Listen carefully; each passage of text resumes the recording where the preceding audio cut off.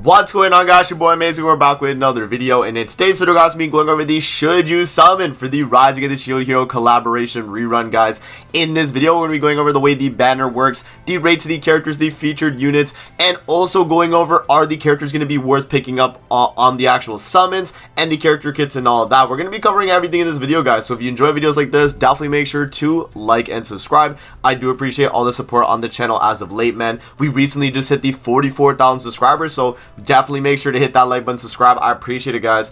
And with that out of the way, man, let's hop in and let's go over these characters and the banner and all that. So starting with the banner itself, guys, as you can see, this is my free-to-play account. We are at 570 out of 600, and I will be getting that final multi with the free tickets they're giving out. So, well, yeah, and that'll be another thing I do mention at the end when we talk about the final Should You Summon. But if we actually go to the rates of the characters here, the Victoria and Glass are the brand new units in this collaboration. Both of them are going to be a 0.5% rate up, totaling to 1% for just them alone. If we look at the other four units that came out in the original collaboration, they're each going to be a 0.18% chance of actually pulling. So pretty much like a 0.2, right? You know, round up, give or take. So you have about 0.8 plus 1%. That's more than half of your SSRs, guys, because it's a total of 3%. I mean, that's going to be like 1.6, 1.7% of your SSRs out of the 3% total. So you have higher odds of actually pulling one of these 6 units than you do of the rest of the characters on the banner. But yeah, they do have these 6. And then we actually move on to the rest of the banner, though. We got green Sariel, we got red Tarmiel, red Freyr, we do have red Tyr, we have the green Oslo and Hawk, the red Christmas Roxy, and then we do finish it off with the blue SSR Shin, guys. So yeah, no, overall, the banner is really good. Very little filler, meaning that the rates for the other Shield Hero units are higher.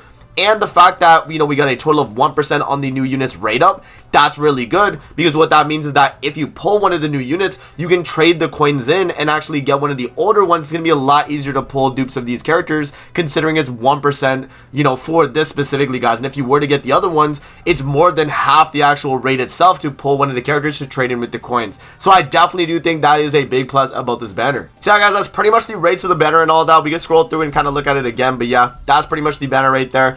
At the 300, guys, you are guaranteed an SSR. No character is rate up on the guaranteed SSR, though. So, you know, this is going to be 7.69% chance across all the characters on the banner. So, you know, on this one, I don't think you really have good odds of getting one of the Shield Hero units, though. I think this one, it would be what? We have to whip out the calculator, because there's no way I'm going to be able to calc this.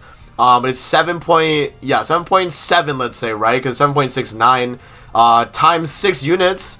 We got almost half the SSRs would be a chance at it. So it's about a 46% chance to actually get that. I don't think that's bad at all. But on that SSR, you have a fairly decent chance then, guys. Alright, guys, now moving on to the 600 pity here. This is where you're going to be able to select one of these 6 collab characters in the banner. And it actually is from allowing you to get the older ones as well. So let's say you do pull Glass and Victoria, and you're like, okay, maybe I need a Naofumi, maybe I need a Raphtalia dupe, a Philo copy. Then you get the chance to do it, right? They let you have the option. So I definitely do think that's really nice. You obviously could chase dupes on the main units as well. But you are able to get dupes on the other ones, just you know, being able to select at the 600. So I definitely do think that, you know, the 600 has a lot of value in that you have all 6 of them as an option. Alright, guys, so now that we're done the banner itself, let's actually move over to Sacred Treasure Podcast and talk about the actual kits of the units and also the buffs for the original characters as well, because they actually did get buffs too, guys. So let's switch over and we'll talk about those. Alrighty, guys, so shout out to Sacred Treasure Podcast Twitter. Follow the Twitter for updated translations on all the new units, guys. So we have the Glass unit, and we also do have Victoria as well. So what we'll do is we'll open up both these images here, and I'll have them on my other tab, and we'll actually go through both of these units and what they actually do. So starting with Glass here, guys, this is going to be your passive right here. So for each ally of unknown race participating in the battle, your basic stats increase by 7%. When an ally of unknown race uses a skill, 1 soul power is granted to you, and when you use a skill, 1 soul power is removed. Also, each time 1 soul power is given to you is cancelled, your pierce rate will increase by 30% up to a maximum of 90, and if the soul power given to you is at a maximum stack, it will be cancelled, and it gives you a 30% crit chance buff and a 150% pierce rate buff for 3 turns. That's really, really good.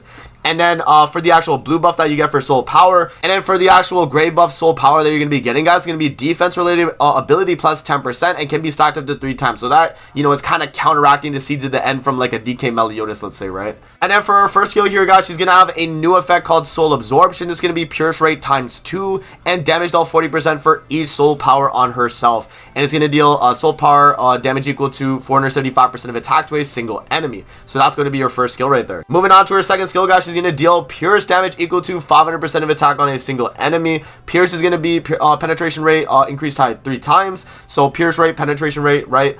That's going to be increased by 3 times, which is really good. And then moving on to her ultimate here, guys, for 2 turns. Grants a 30% increase in basic stats to all allies, deals damage equal to 600% of attack on all enemies, and grants 3 soul powers to yourself. The one nice thing about this character too, guys, with Glass specifically, is that her ultimate does not scale on the basic stat amount she's increasing. It's always going to be 30% basic stats off the rip as well, which I definitely do think is very, very valuable if you're maybe going for 1 copy of this character. Alright, guys, so that's going to be the Kit of Glass right there. Let's actually move on to Fitoria here, and then right after I go over Fitoria, guys, I'll show you the holy relics of both Glass and Fitoria, since I do have it on the Google Translate tab.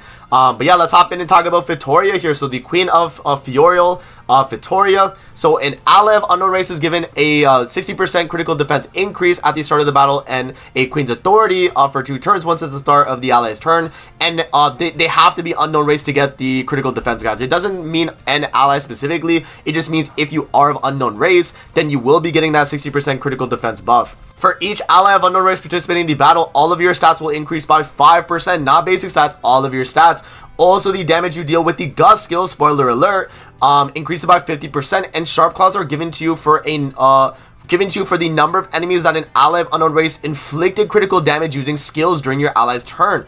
If these Sharp Claws given to you are at the start of the turn or at a maximum duplication, they'll be cancelled and you'll be given Queen's Strike. Now, in terms of the buffs you're able to get, guys, Queen's Authority is going to be off the rip, as I mentioned. Removes debuff effects, critical rate increased by 50%, and damage dealt plus 0.3% for every 1% remaining HP. That is really, really nice, because that acts as kind of like a flood damage dealt buff, right, on top of all your skills with the, you know, the crit chance up, the debuff cleanse. I think that's really, really strong. Now, the next thing we have is going to be Sharp Claws. This is going to nullify the target's critical resistance by 15% and can be stacked up to 3 times, which is a pretty nice effect as well. And then moving on to Queen's Strike here, guys. Damage given is going to be 50%, so the enemies take 50% more damage. Critical probability is going to increase by 50%, and then your Pierce rate is going to increase by 250% as well. So just a very massive buff on that Queen Strike ability, and all you have to really do for that is use an AoE skill and crit everybody, right? That's what's really nice about Fitoria, and I think that's really valuable. Alright, now hopping into her first skill here, guys. For 2 turns, reduce a single enemy's critical defense by 80%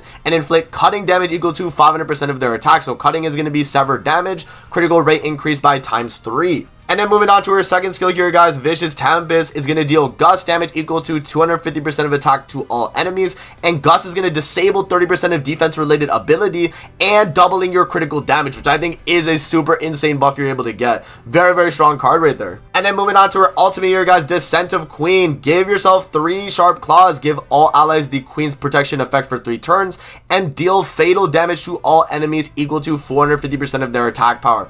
And Queen's Blessing is going to be attack related ability 30% and defense related ability 30% as well, with the fatal damage being you know, spikes. So that's ×2 critical damage. One thing with Fitoria versus Glass is that her scaling is dupe dependent, so you definitely want to get a lot of dupes for her scaling, whereas with Glass, like when we talked about it with the ultimate, it's not as much, because you're only getting you're always getting the 30%, I mean, from Glass, which is the difference between, you know, Fitoria, where she kind of scales up. Like, this is going to be scaling up. Alright, guys, and then for the holy relics of both the characters here, we have them translated. So for Fitoria, it's going to be for each Sharp Claw attached to you, the damage you deal with a single target attack skill increases by 15%.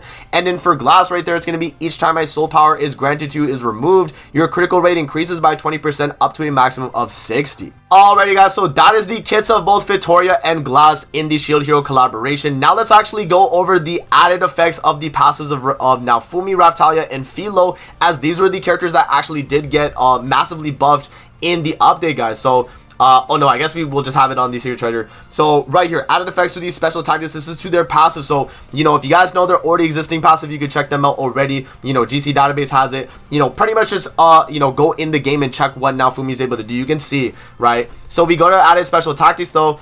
When you use a stance, the damage dealt to human allies increases by 30% and the damage received is reduced by 40%. Additionally, for each human ally participating in the battle, that ally's HP increases by 5%. So what Naofumi is doing is he's providing a Queen Diane stance from the Holy Relic. So what Naofumi is able to do because of that, guys, he's able to give you 30% damage dealt, 40% damage reduction, and 15% max HP on the entire team.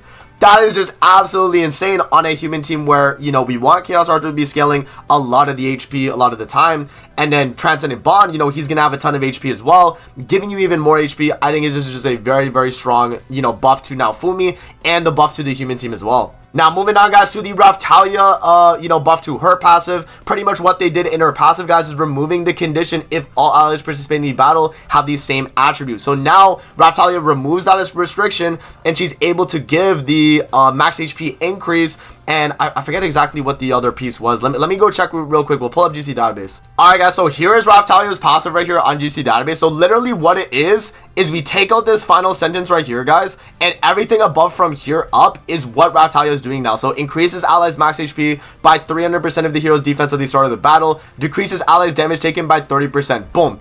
That's insane. That's insane. So you pretty much have inherent 30% damage reduction running around the team and max HP scaling, you know, based on her defense, which I think is really, really strong. And then for Philo's passive right here, guys, she did get, in addition to her passive being at the start of an ally's turn, all enemies are given a 30% reduction in critical resistance and critical defense for one turn. But what that does is it always reapplies every single started turn. So no matter what, you're always going to reapply it, and that's really, really dope. So that's going to be how Philo works as well after her buff passive. Another thing to mention as well, guys, is the original characters did also get stat buff changes. So you guys can pause the video here if you want to see exactly what the stat buff changes are. And this is to the base stats of the characters. So this is what it's going to look like for all 4 of the original characters.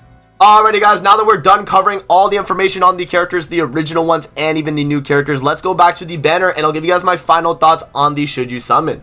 Alright, guys, now should you be summoning on the Rising of the Shield Hero collaboration, man? In my opinion, guys, I do think this is a very valuable banner. You got a lot of things on the banner that you can get that are going to be really good for you. Looking at Victoria, she's really, really strong. Glass, I think, is very solid, but I think Victoria is the main one of the 2 that you would want to get of the 2 characters specifically. Now, for talking about the original characters that came with the collaboration, Naofumi is a must run on the human team. Now, if you're a human main character, or not a human main character, if you're a human main player, then you definitely want to get this unit, right? He's absolutely insane. You know, the damage reduction, the damage dealt, the max HP buff. You know, Naofumi's doing a lot, and then already in Naofumi's passive, he already had the fact that when you stand sub, the team gets 30% basic stats. That is absolutely insane on top of what he's already giving. So very, very strong character right there. I do recommend him if you know, main the human team and you want to actually take advantage of that character. Raphtalia, I think, has the, you know, the viability of being used on a lot more teams now. Maybe unknown teams could benefit from her, you know, more HP she's providing, and also the inherent damage reduction. That could be pretty decent. And then looking at Philo, you know, Philo alongside Victoria is going to be a really nice combo. You got the debuffs that are already being applied. Philo's going to be able to build up her, or get the damage, like, really, really quickly, because she needs, you know, more debuffs on the enemy to do a ton of damage. Like, them 2 as a combo, I think, is going to be really, really strong. And then the final character, guys, Kizuna, she is a free character as well. But if you do pull dupes to the character, I mean, you know, more CC, that's going to help you out, I guess. But overall, you could probably just trade those coins in for one of the other 5. I think that's going to be another way to go about it. So I think overall, guys, if you were to summon on this banner, I don't think it's a bad thing. You know, we do have anniversary coming up in the next month or so, right? So in about a month from now, and we definitely want to be saving gems for that. But I do think that this collab is worth the gems. If you wanted to spend 600 gems on the banner, you could. And it definitely will be worth, because you're able to get so many characters. And, you know, the fact that they have this much value in this banner, even considering the unfeatured, right? Like, let's not even consider just the Rising of the Shield Hero characters. Tyr is really good. Christmas Roxy rerun is really good. Blue Shin's not often on banners. Same with Green Oslo Hawk. Freyr is still a staple character, so he's still really good. And then Red Tarmiel, if you're missing dupes on him, I mean, that could be pretty good too, right? Green Sardiel, you're not really going to care about either, but yeah, I mean, overall though, it's a pretty good banner. So I think if you guys are you know, willing to spend, you know, that amount of gems, then you can definitely do it. One thing to take into account though, guys, is you are able to get, I think it's 4 multis the moment the update goes out, because you're able to get 1 from here, right? So you get the special missions multi, and then if you go to the login, you will be getting 3 multis from that. right? So you have 3 multis from the login, 1 from special missions, and then you're getting 1 more from Labyrinth. So technically the amount of gems it would be to spend on the banner would only be 450 gems. So if you want to do 450 gems on this banner, honestly, I don't think it's a bad decision if you were to decide that. I actually do think it's not that bad, because all the characters are good, because a lot of the older characters got buffed and they are viable now. I do definitely think that this is not a bad banner to summon on, and if you were willing to, you know, spend your gems on it, guys, I do think that this could be worth it. But again, if you want to save your gems for the anniversary and you don't really mind skipping out on all these characters, then yeah, I mean, you could definitely skip. They gave Kizuna for free. That is one of the main characters that a lot of people saw as being very valuable, and because she's already free, you don't really need to even summon, right? You also did get a free Raphtalia as well, and her restrictions gone, so she's usable on a lot more teams. So I definitely do think it's not bad if you were to skip the collab as well. It's really just up to you at that point. So I kind of laid out all the information in this video. I didn't give you guys a concrete answer at the end. I personally summoned on my free-to-play account, so if you guys take that for what it is, then maybe you might summon on your account as well. But it's really up to you, man. Do you want to decide to spend the gems knowing that we have anniversary in a month? Or are you going to save your gems and then, you know, maybe find out what we're going to be getting then, right? It's really up to you guys. So that's going to be it for the video. I hope you guys did enjoy. Don't forget to like, comment, subscribe as always. If you guys want to see more videos like this, definitely let me know in the comment section below. And I'm going to see you guys in the next video, man. Peace out and have a great rest of your day, guys. See you later, man.